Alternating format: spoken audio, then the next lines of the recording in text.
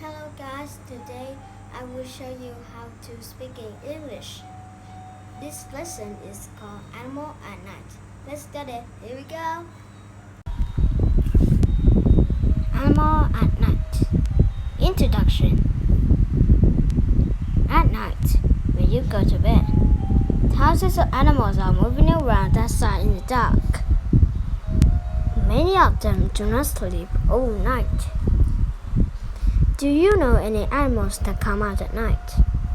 How do animals see in the dark? What animal can you see here? The skybird. Now read and discover more about the amazing animals at night. Chapter 1. Life at Night. When the sun goes down, it gets dark. The air gets a lot colder. For many people, it's time to go to sleep. But the lots of animals only come out at night. They're called nocturnal animals. The opossum is a nocturnal animal. At night, it looks for ponds and small animals to eat. In the day, it hides and goes to sleep.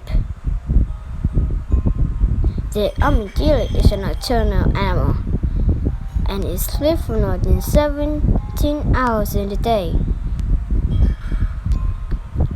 Nocturnal animals are the only animals that come out at night. Some animals, like a tiger, come out in the day and at night.